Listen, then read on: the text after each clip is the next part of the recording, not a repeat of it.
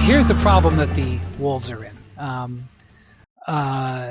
So the Wolves, and this is what I would say to, and I have said to people in Portland, you have to be careful about doing a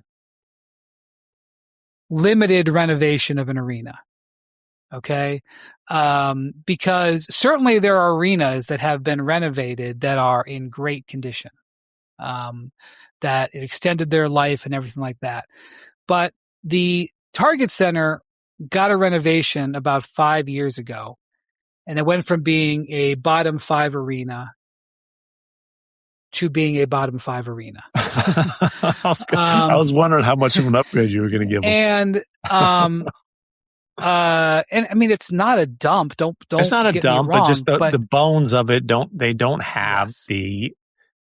This is very hoity-toity talk, but they don't have the ability to have the amenities that are common for NBA franchises. Right. And so, they paid a lot. They lost a lot of money the last couple of years, paid a ton in tax, and they're not really in position to squeeze more money out of their arena because they just had a publicly supported arena renovation a couple of years ago.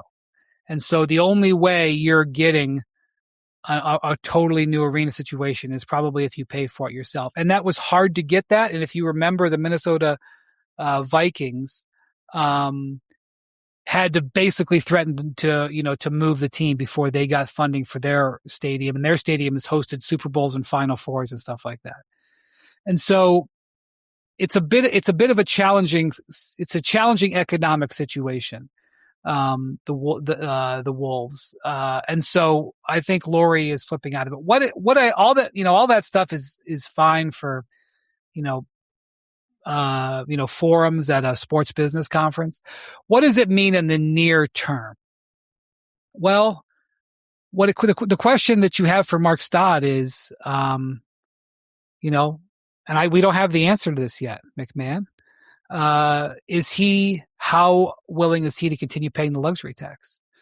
Because the Wolves were an organization that for decades didn't pay the tax. And they didn't pay the tax for a reason, because their market. The roster as of now, without a starting power forward on it, which I don't know if they can fix that or not. But right now they're set to pay $25.5 million in tax this year. What did you have them for the last 2 years? Do you have that up? I do not. I'll find out.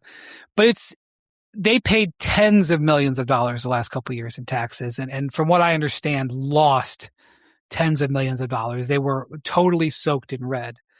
And look, here's the thing. Ant Edwards is due a contract extension. He's eligible for an extension next summer. So this is a very important year.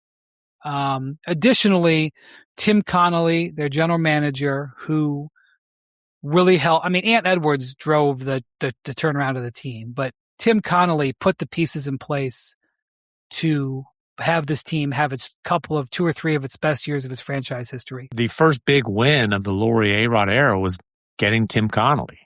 Correct. That was a huge thing for them. They paid him very aggressively for it. So here's the thing about Tim Connolly. He is in the last year of his contract. If he wanted to, I'm sure he could sign an extension. He has not signed the extension. Here's the other thing. When Tim Connolly was brought on board, he was given something called phantom equity.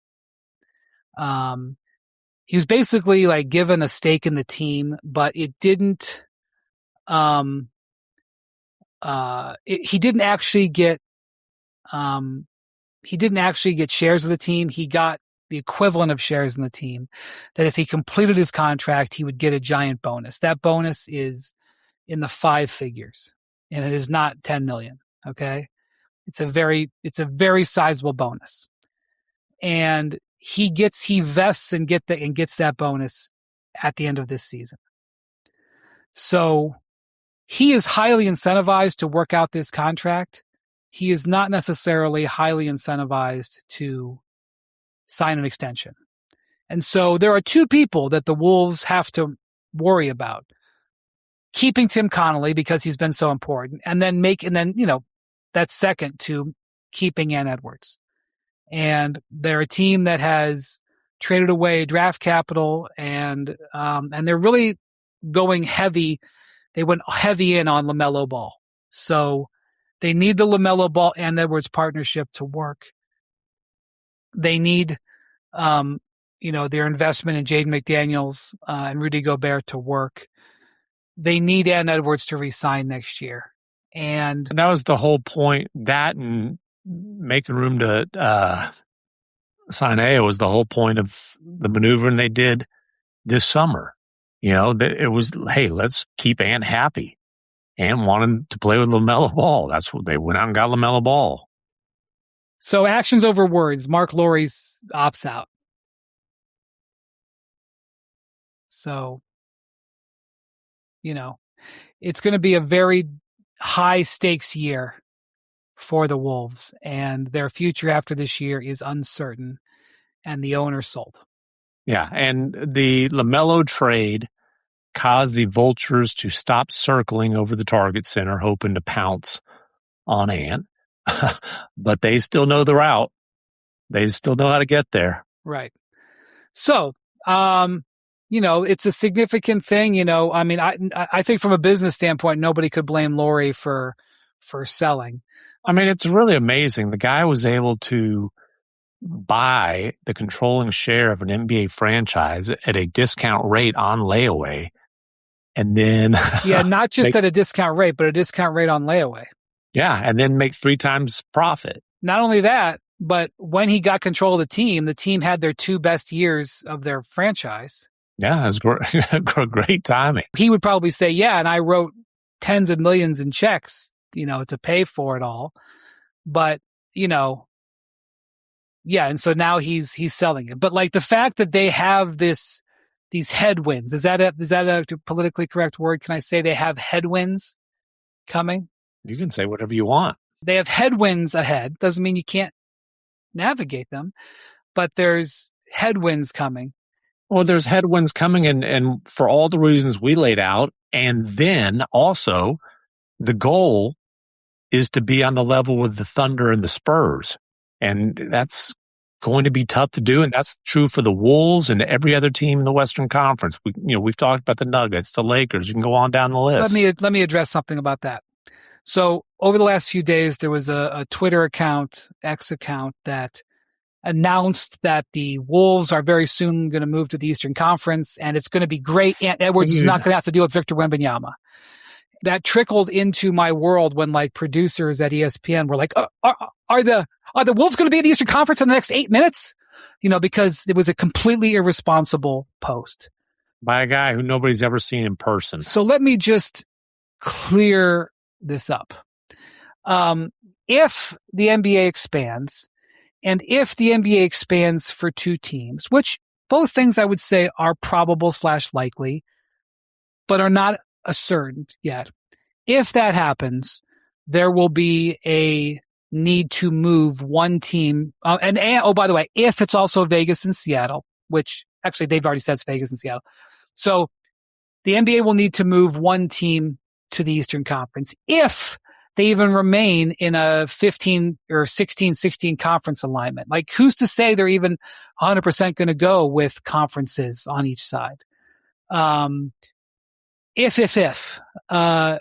that does happen and they go with a 16 team East and a 16 team West, there would be 3 teams, logically, that could want to move East. And they're the 3 teams that are on the Mississippi River: Minnesota, Memphis, and New Orleans. Now, if you have a map and you can see Minnesota's proximity to a bunch of Eastern teams like Chicago, Milwaukee, Indiana, Detroit, Cleveland, et cetera, it does make a lot of sense for it to be Minnesota that would move. But I promise you, Memphis and New Orleans would also be very interested in doing that because of the historic East versus West imbalance.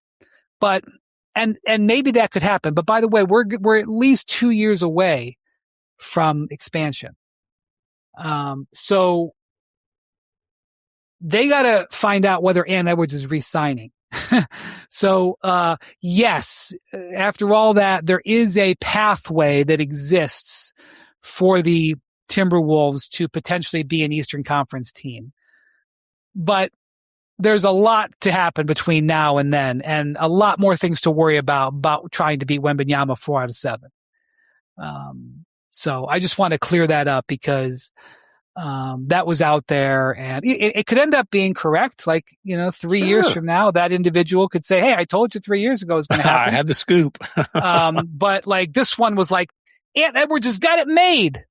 Thumbs up. Like, here we go. And by the way, I believe the champion of the league came out of the East last year too. I also have been being told that the Eastern Conference is better than the West this year. Although I've been told that numerous times over the years, but. Yeah. Yes, nothing is a guarantee. So that's all. No, there's a guarantee. There's a guarantee that there will be some kind of social media activity that really ruffles your feathers every single week. That's true. Probably every single day, although not so much in August.